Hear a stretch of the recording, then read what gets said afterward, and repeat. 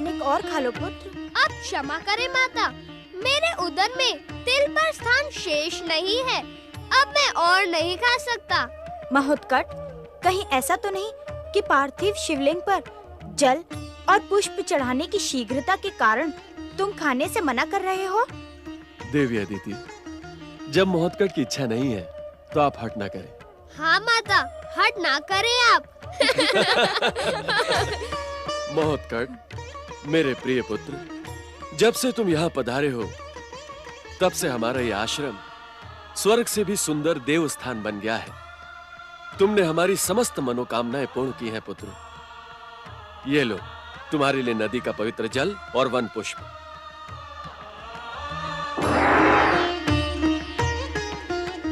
ओम नमः शिवाय, ओम नमः शिवाय, ओम नमः शिवाय, ओम नमः शिवाय, ओम नमः शिवाय।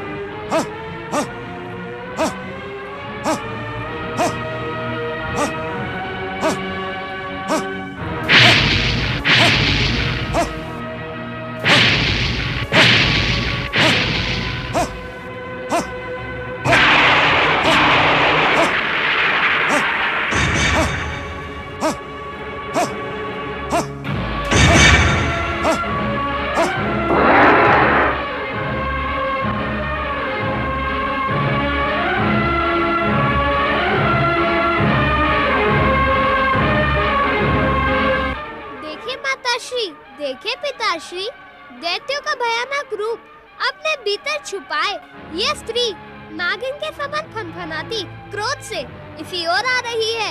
सावधान।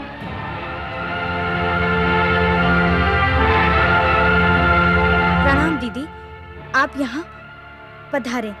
इस छोटे से आश्रम में आपका स्वागत है। मुझे स्पर्श करने का दुस्साहस ना कर दुष्टा। मेरी आदरणीय माता अदिति पर प्रहार करने वाली राक्षसनी, तू जीवन भर इसी स्थान पर मूर्ति बनकर खड़ी रहेगी।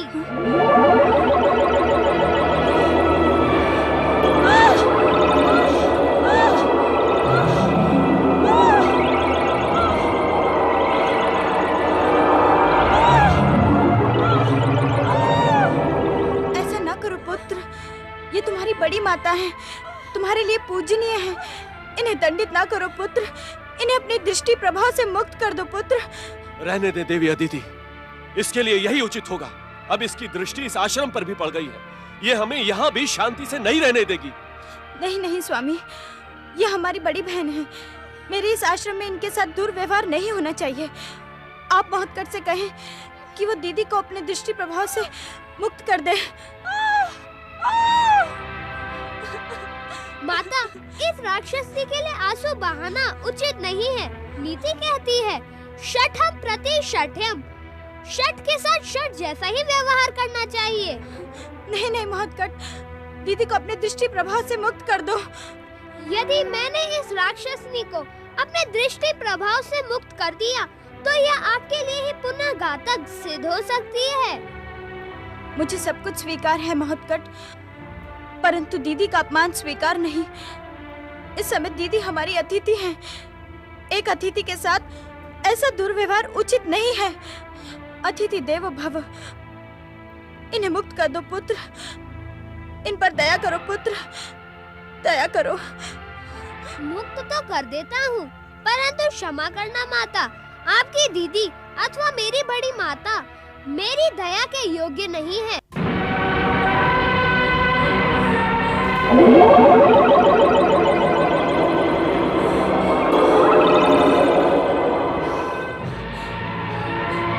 तूने ये जो गजमुखी बालक पाल रखा है ना अदिति, समय आने पर मैं इससे प्रतिशोध अवश्य लूंगी।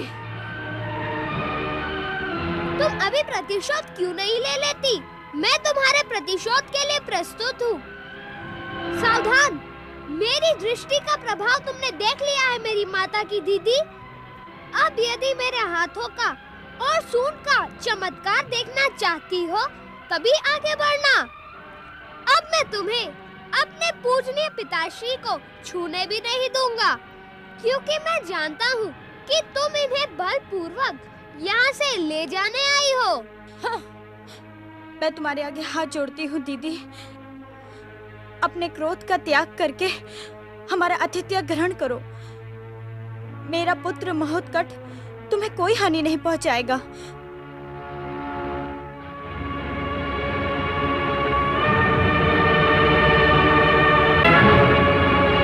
मुझे कुछ नहीं सुनना।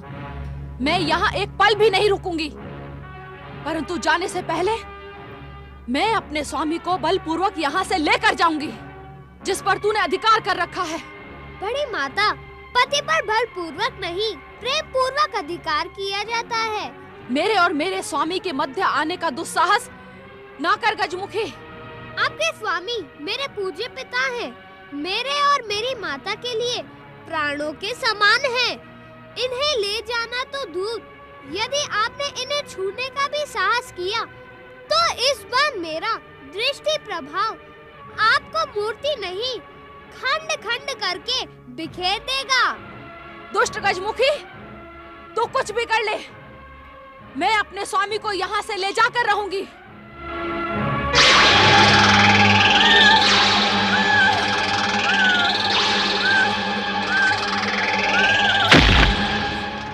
चिंतित ना हो माता, दुष्टों को दंडित करना मेरा कर्तव्य है।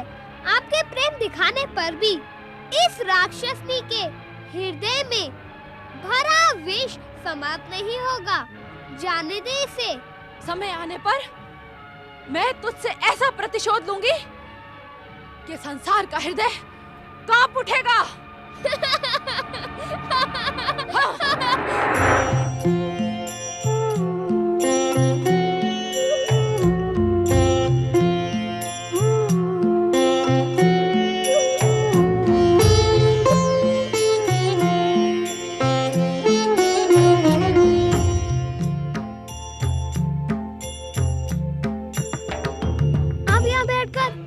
क्यों बहा रहे हो मूषक महाराज? आंसू न बहाऊं तो क्या करूं?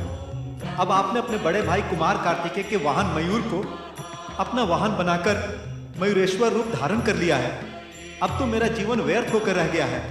अब आप मुझे मूषक योनि से मुक्ति प्रदान करके पहले वाला रूप प्रदान करें श्री गणेश। मूषक महाराज, मयूर मेरा वाहन कदापि नहीं रहेगा। वह तो बड़े भैया कुमार कार्तिकेय का ही वाहन रहेगा।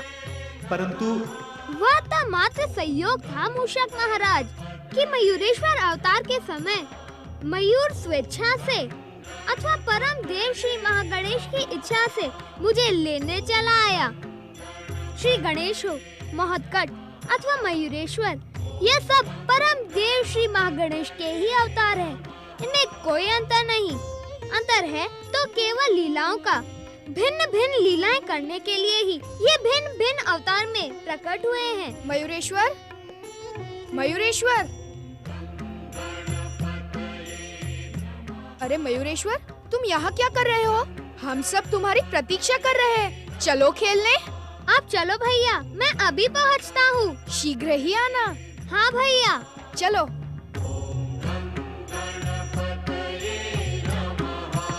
मूषक महाराज, कुछ समय के बाद ही आप अवश्य ही मेरे वाहन बनेंगे, परंतु उससे पूर्व क्या आप पुनः गंधर्व बनने के इच्छुक हो?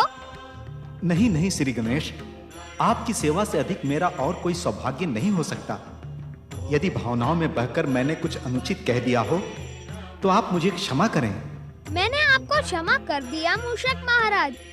अब आप माता का प्रेम से दिया हुआ यह भोग ग्रहण करें। जो आज्ञा श्री गणेश।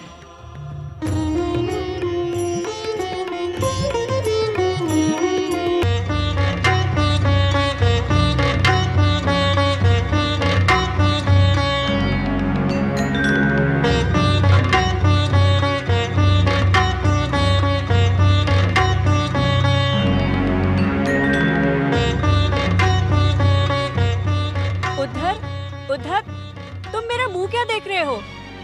तुम कुछ करते क्यों नहीं?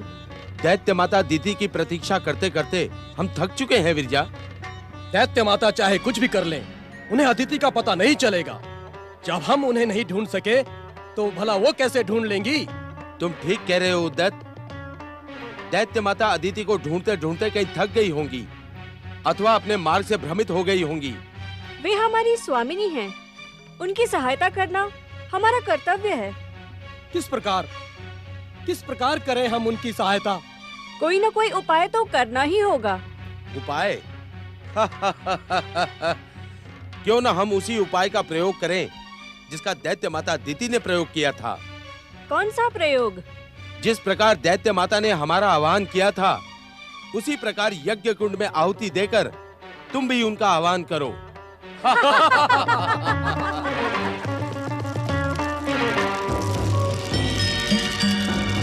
दैत्य माता अदिति प्रकट हो।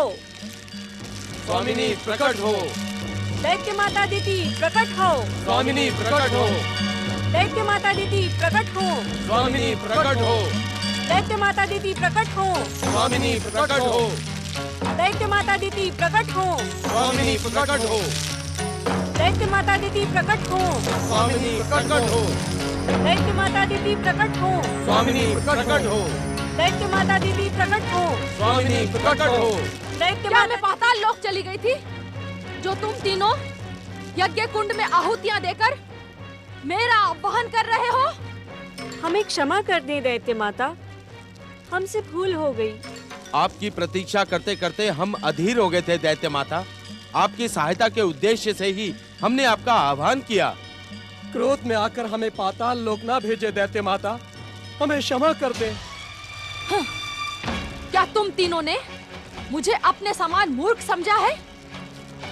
यदि मैंने तुम तीनों को पाताल लोक भेज दिया तो उस दुष्ट गजमुख से मेरा प्रतिशोध कौन लेगा? यदि मैं वहां पुनः गई तो वो मुझे और भी दंडित कर देगा। आपको किसने दंडित किया दैत्य माता? तुम मेरी स्वामिनी नहीं हो जो मुझसे प्रश्न कर रही हो। तुम तीनों को मेरे अपमान का प्रतिशोध लेना होगा, उस गजमुख को समाप्त करना होगा। तब मैं उस कश्यप को यहाँ खींच कर लेकर आऊंगी और उस दुष्ट अदिति को दंडित करूंगी। हाँ।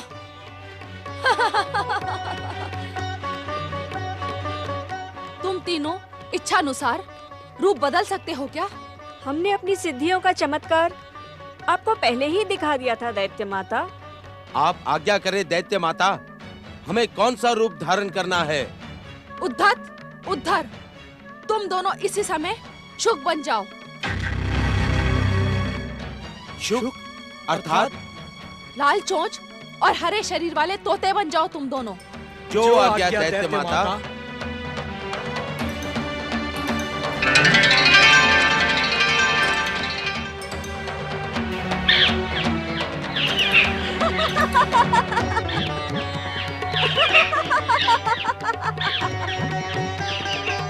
बिरजा, तुम एक सीधी सादी साध्वी बन जाओ।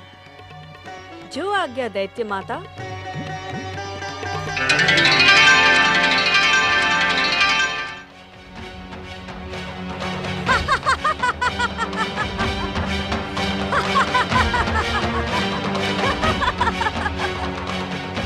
जय श्री महागणेश, जय जय शिव शंकर। दुष्टा, तू मेरे सामने मेरे शत्रुओं की जय जयकार कर रही है। तुझे लज्जा नहीं आती? यदि तुझे जय जयकार ही करनी है तो मेरी जय जयकार कर। दैत्य माता दीदी की जय हो। अब मुझे विश्वास हो गया है कि तुम तीनों उस दुष्ट गजमुख से मेरे अपमान का प्रतिशोध ले सकते हो।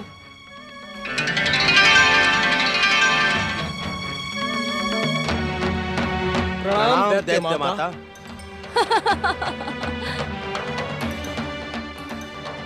बिरजा, तुम्हें उस दुष्ट गजमुख को प्रेम दिखाते हुए विष पिलाना होगा। विष पिलाकर ही समाप्त करना होगा। कहाँ है वो गजमुख? दैत्य माता, मैं आपके उस दुष्ट शत्रु को समाप्त करने में एक क्षण की भी देर नहीं करूंगी। तुम तीनों आकाश मार्ग से मेरे साथ चलो। वहां मैं दुष्ट अदिति का आश्रम दिखाती हूँ, जहां गजमुख बालक बनकर रहता है। जो आज्ञा दैत्य माता।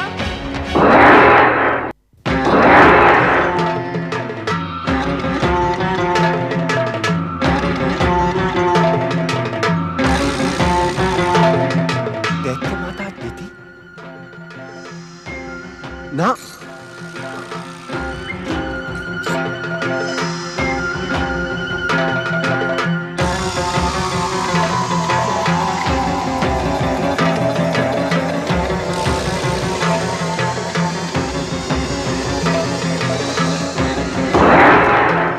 नारायण नारायण। दैत्य माता अदिति को नारद का प्रणाम स्वीकार हो। क्या तुम्हें मेरी सौत दुष्ट अदिति के पुत्र इंद्र ने यहाँ गुप्तचरी करने के लिए भेजा है देवर्षि? हाँ, नहीं माता, यदि मुझे गुप्तचरी करनी होती तो मैं इस प्रकार यहाँ प्रकट न होता, अपितु गुप्त रूप से आपका पीछा करता। नारायण नारायण।